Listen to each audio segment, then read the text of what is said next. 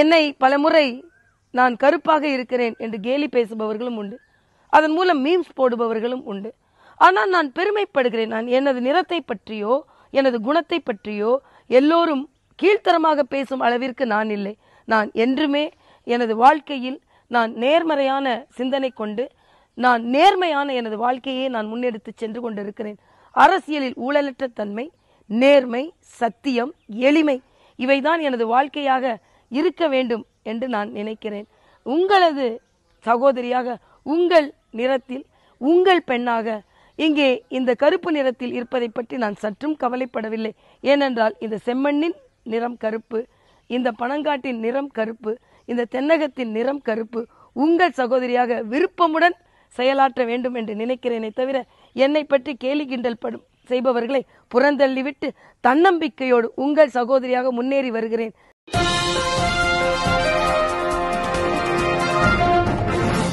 என்னை எதிர்த்து போட்டியிடும் வேட்பாளர் கனிமொழி அவர்கள் என்னை இந்த தொகுதிக்கு புதிது என்றும் இறக்குமதி செய்யப்பட்டவர் என்றும் தூத்துக்குடியை முதலில் தெரிந்து கொள்ளட்டும் என்றெல்லாம் சொல்கிறார்கள். நான் இந்த தூத்துக்குடி, இந்த தென்பகுதியை சார்ந்தவள், இந்த மண்ணின் மகள். அது மட்டுமல்ல, எனது தந்தையும் இந்த பகுதியை சார்ந்தவர் தான், எனது தாயும் இந்த பகுதியை சார்ந்தவர் தான். ஒன்றுபட்ட மாவட்டமாக இருக்கும் பொழுது, அதுவும் இதே தொகுதி திருச்செந்தூர் பாராளுமன்ற தொகுதியாக இருக்கும் பொழுது என் தாய் பிறந்த ஊரும் இதே தொகுதிக்குள் தான் வந்தது. என் தந்தை பிறந்த ஊரும் இதே தொகுதிக்குள் தான் வந்தது. என் தந்தை இந்த தொகுதிக்கு உட்பட்டு இன்று பெயர் மாற்றம் செய்திருக்கின்ற சாத்தான்குளம் தொகுதியில் 2 முறை சட்டமன்ற உறுப்பினராக தேர்ந்தெடுக்கப்பட்டவர். தனி கட்சி நடத்தி கொண்டிருக்கும் பொழுது அந்த தொகுதியிலிருந்து தேர்ந்தெடுக்கப்பட்டவர். அது மட்டுமல்ல, நான் 2006 கட்சி வளர்ந்து வருகின்ற சூழ்நிலையில் ஆரம்பத்திலேயே நான் தென்பகுதியில் தான் சட்டமன்றத்தில் போட்டியிட்டேன். ஆக நெடுநாளையாக இந்த தென்பகுதி புறக்கணிக்கப்பட்டிருக்கிறது. இதை நம்மை போன்றவர்கள் வந்து வளர்ச்சியடைய செய்ய வேண்டும் என்ற ஏக்கம் என்னிடம் உண்டு. இன்னும் சொல்ல போனால் போட்டியிடுபவர்களுக்குத்தான் இந்த தொகுதியில் என்ன உரிமை இருக்கிறது என்று எனக்கு தெரியவில்லை. யார் வேண்டுமானாலும் எங்கு வேண்டுமானால் போட்டியிடலாம். ஆனால் நான் இந்த மண்ணுக்கு சொந்தக்காரி என்பதை அழுத்தி சொல்வேன். இதை நான் வலியுறுத்துவேன்.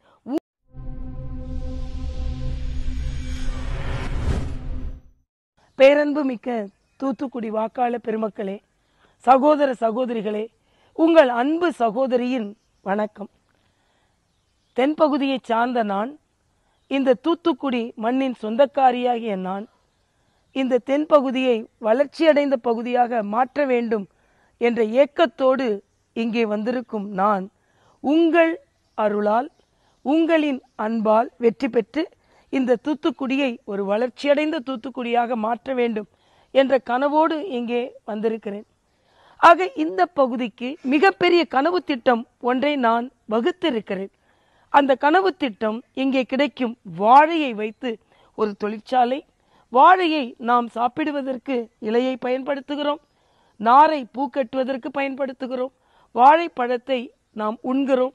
ஆனால் அதையும் தாண்டி வாழை நாரில் சேலை செய்யலாம், கோட் செய்யலாம், அதை ஒரு தொழிற்சாலை ஆக்கலாம். அதன் மூலம் விவசாயிகளும் பலன் பெறுவார்கள், நமது இளைஞர்களுக்கு வேலை வாய்ப்பும் கிடைக்கும், தொழிலும் பெருகும், இங்கே இருந்து ஏற்றுமதியும் பெருகும். சிந்தித்து பாருங்கள். உங்கள் சகோதரியாக உங்களுக்கு சேவை செய்ய காத்திருக்கிறேன். தயவு செய்து தாமரை சின்னத்தில் வாக்களியுங்கள். உங்கள் சகோதரியை உங்கள் பாராளுமன்ற உறுப்பினராக ஏற்றுக்கொள்ளுங்கள். இளைஞர்கள் என்ஜினியரிங் கல்லூரி படித்துவிட்டு சென்னைக்கோ கோவைக்கோ ஐடி பார்க்குக்கு செல்ல வேண்டி இருக்கிறது. ஆக இந்த ஐடி பார்க் தூத்துக்குடியிலே வந்தால் எவ்வளவு நன்றாக இருக்கும். என் இளைஞர்கள் இங்கேயே தாய் தந்தையரோடு அந்த உறவோடு சேர்ந்து அவர்கள் பணியையும் ஆற்றலாம் அல்லவா? அதே போல ட்ரேட் சென்டர், அந்த வியாபார வளாகம் இருக்கும் பொழுது நீங்கள் இங்கே உற்பத்தியாகும் பொருள் ஏற்றுமதி ஆக்குவதற்கு, வியாபாரத்தை பெருக்குவதற்கு மிகப்பெரிய வாய்ப்பாக இருக்கும் அல்லவா?